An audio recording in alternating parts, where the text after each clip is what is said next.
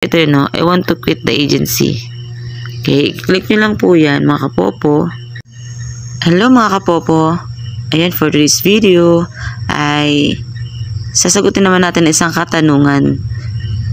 At continuation lang to nung last video tutorial na in-upload ko isang araw or kahapon. Yata in-upload ko yun. Ayan, yung last kasi na video tutorial na in-upload ko is kung paano ba mag-join sa isang agency dito sa Popo Livestream Apps. At ngayon, yung pangalawang tanong is paano daw ba mag-quit sa isang agency? Grabe, no? Kaka-join lang tapos quit naman. Hindi kasi yung meron kasing ganun mga kapopo. Yung in-explain ko nga, diba, nung last video tutorial na ginawa ko is kailangan pag once na mag-join kayo sa isang agency, dapat i-confirm nyo kasi or double check kasi pag once na nag-join na kayo sa isang agency, diba sabi nga doon sa note yung rules ni Popo is isang beses ka lang makakapag-join sa isang agency dito sa Popo or isang account mo, isang agency lang. Okay, kaya kailangan sure na sure ka doon sa agency na papasukan mo or sa agent na gusto mong maging agent. Okay? Ayan, ngayon, sa mga nagtatanong ng ganito kung paano mag-quit dito sa agency na gusto mong, sa napasukan mo, eh siguro nagkaroon na sila ng problema or hindi na sila masaya, ganun. Sensya na kayo, dami lamok. Ayan, dahil siguro hindi na sila masaya at hindi nila nakukuha yung mga benefits na pinangako ng agent sa kanila, ganun, kaya sila nag-a-apply ng quit. Okay? Pero bago natin continue ang explanation or kung paano ko maituro or gawa ng video tutorial lang kung paano mag-quit dito sa agency, yes, ayun, diba, lagi kong hinihingi sa inyo mga kapopo na please, kung nakakatulong naman ang mga video tutorial na ginagawa ko or nakakatulong naman to sa inyo at sa mga members nyo na mga baguhan na hindi nyo na kayang i-explainan, okay, pwede nyo lang i-share itong mga video tutorial na ginagawa ko para hindi na kayo mahirapan mag-explain. At kung nakakatulong din to sa mga members nyo at makakatulong din naman sa akin pala kung magsa-subscribe kayo, okay, click nyo lang po yung subscribe and notification bell para mas gantik na po na magna-notify po yun sa screen ng phone nyo kasi po nakasubscribe po kayo sa akin.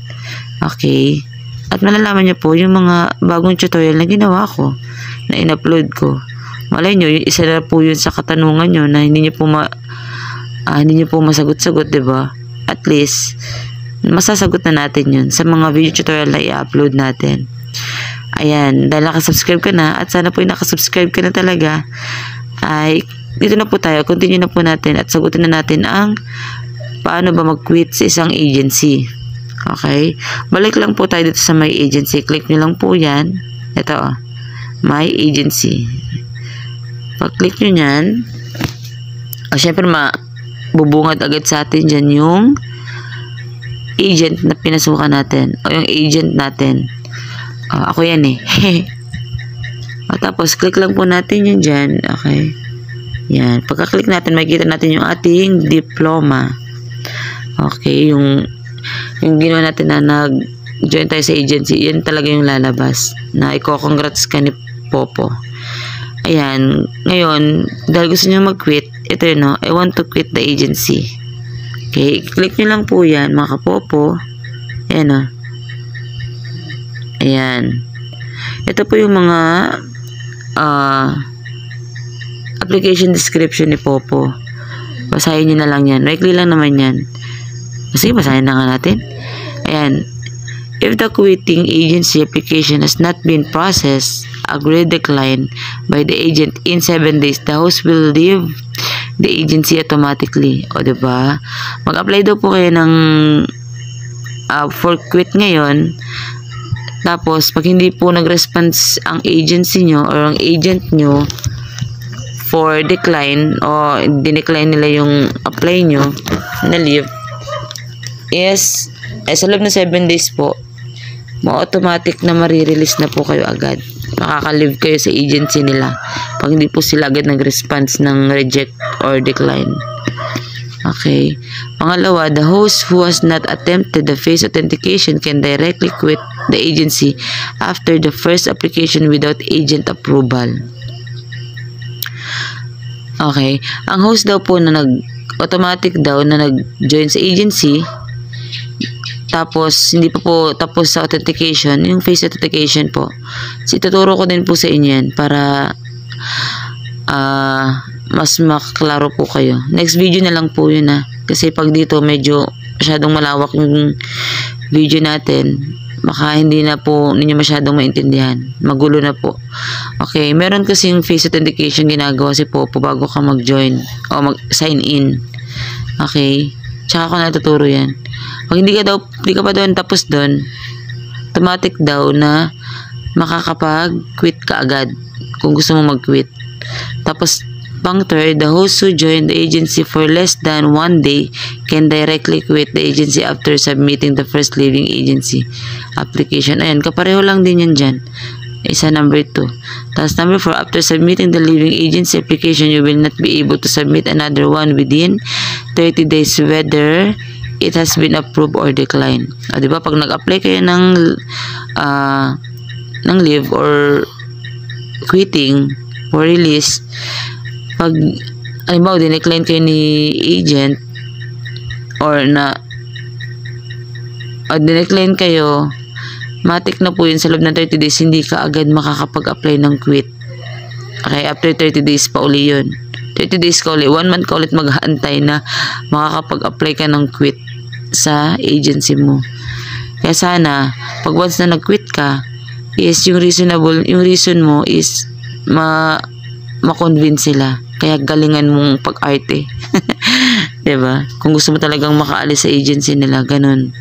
Number 5, agents can still approve the application of the host Sabi naman dito sa to leave last the agency na within 14 days after the first rejection. Na nireject mo yung host na nag-apply ng quit sa'yo bilang agent ka, is pwede ka daw ulit mag-approve o decline. O hindi, alam mo, nakapag-decline ka ngayon, pwede mo siyang i-approve after 14 days. Hindi mo na kailangan mag-antay ng 1 month bilang agent.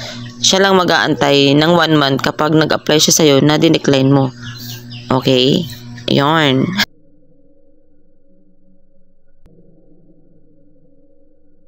Tapos, kung gusto niyo na mag-apply ng quit, i-click niyo lang to, apply for quitting the agency. Pag kinlik ko to, mag-apply ng quit yung aking jowa. Ayoko naman. Basta pag mag-apply kayo ng quit, ganyan lang yun. Click. Pag-click mo yan, matik na yun na marireceive ng agent nyo na nag-apply kayo ng for release. Okay. Tapos, sila na bahala mag-decide kung i-approve nila yung apply nyo or i-decline nila. Okay. Ulitin ko, sa loob ng 7 days, pag hindi nakita ng agent nyo na nag-apply kayo ng quit for release, sa loob ng 7 days na hindi niya niresponse yung request mo, matik na yun. Makakaalis ka na agad sa agency niya. Ipag-pray mo. Ipag-pray mo na hindi niya makita yung apply mo for quitting. Okay. Pray mo na lang. Kung hindi madadala sa reason mo, pray mo. Okay. Hanggang dito na lang ating video tutorial, mga kapopo. Sana nakatulong ang ating tutorial for today's video tutorial. Okay, sana po ay support niyo po ang ating channel to click subscribe and click na rin po ang notification bell para po mas marami po kayong matutunan sa ating mga tutorial. Ayan, thank you for watching. See you on our next video tutorial. Thank you for watching again. Bye-bye.